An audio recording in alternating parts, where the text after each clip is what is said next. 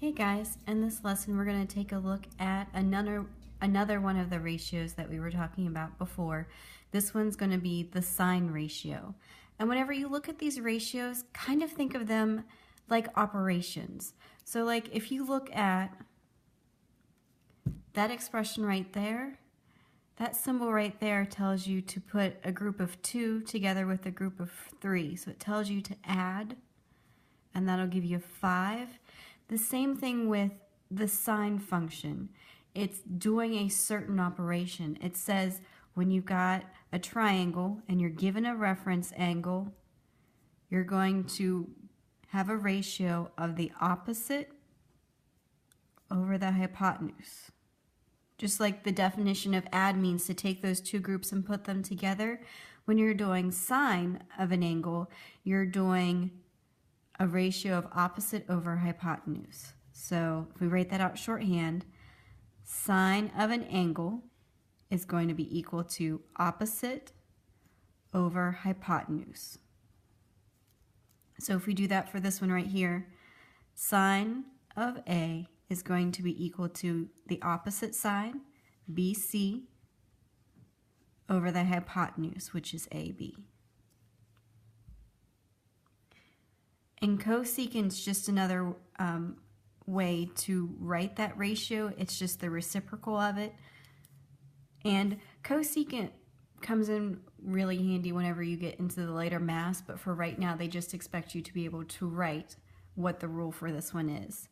So when you're looking at that, the cosecant of an angle, in this case we'll be talking about angle A, is going to be equal to the ratio, meaning a fraction, a hypotenuse over the opposite. So there's our hypotenuse, and there's our opposite. So if we look at this, cosecant of angle A is going to be equal to, in this case, our hypotenuse is AB over BC. And when you're working with the same triangle and the same reference angle, and you look at your cosecant and compare it to your sine, they're going to be reciprocals of each other. And then looking at the inverse sine. Remember when you do inverse, inverse is how you solve for angles. Given a side.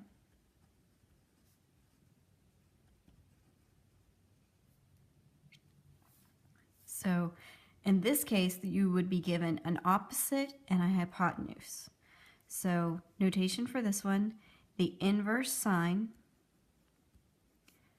of the opposite over the hypotenuse is going to give you an angle.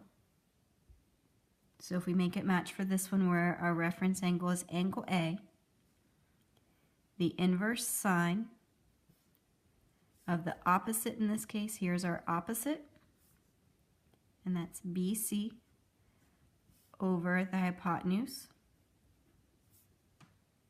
AB, is going to give us the measure of angle A. So if we try some of these out,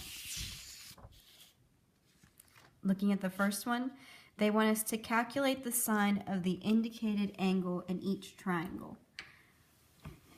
So for this one, they just want us to use the rule to write a ratio. So if we're looking at sine, and remember the sine of an angle is going to be equal to, by definition, opposite over hypotenuse. So if we're looking at this particular angle right here, the angle that we're working with, the reference angle, is going to be angle D. So the sine of angle D is going to be equal to opposite, directly opposite of that angle, is going to be 3 meters over hypotenuse is right here. So 3 over 36 square root of 3. And notice it says write your answer in simplest form. So if I look at just this part of the fraction right there, I've got 3 over 36, and that'll simplify. If you put that in your calculator, it'll simplify to 1/12. But we still have the square root of 3 there. So our sine of D is going to be equal to 1 over 12 square root of 3. If we remember our rules for square roots, we're not done when we have a square root in our denominator. So we need to multiply the top and the bottom by the square root that we want to move. And if we do that, our sine of D is going to be equal to the square root of 3 over 12 times the square root of 9, because the square root of 3 times the square root of 3 is the square root of 9.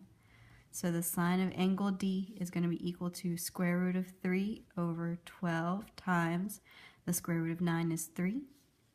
So the sine of D is going to be equal to the square root of 3, and then 12 times 3 is 36. And there's our simplified answer. Looking at the next example, they want us to use a calculator to approximate the sine ratio, and they want us to round our answer to the nearest hundredth.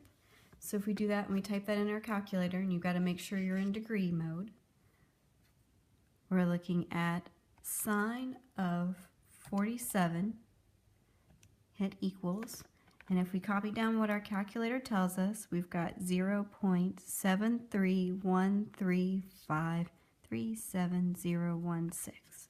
But it doesn't want all of it. It says round the answer to the nearest hundredth. And remember hundredths, there's tenths, there's hundredths. So it wants 2 decimal spots. So this number 1 is going to determine whether it's going to be 7.3 or 7.4.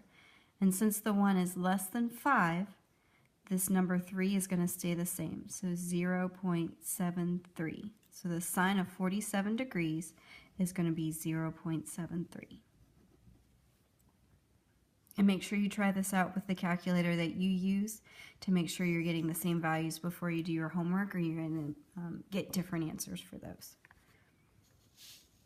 Looking at the next one says calculate the cosecant of the indicated angle in each triangle. Write your answer in simplest form.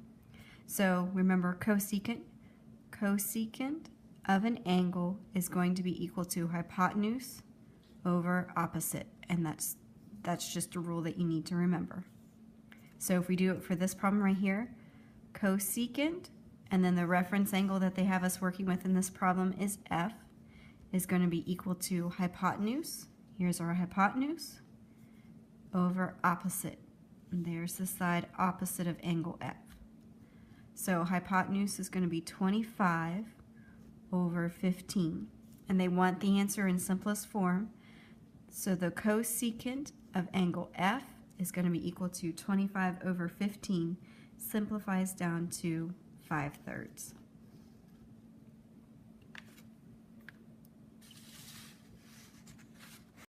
Looking at the next one, they want us to use a calculator to approximate the cosecant ratio, rounding the answers to the nearest hundredth. When you're doing cosecant, if you look on all the buttons, there's no button for cosecant. So we're going to have to use the reciprocal again. And remember, 1 over, so the cosecant of 123 degrees is going to be equal to 1 over the sine of 123 degrees. When you put this in the calculator, that makes it do the reciprocal of that. So 1 over the sine of 123 degrees. And notice I'm putting it in parentheses to keep it separate from the dividing by 1. And that's going to give us 1.192363293, but it wants to the nearest hundredth. So there's our 9.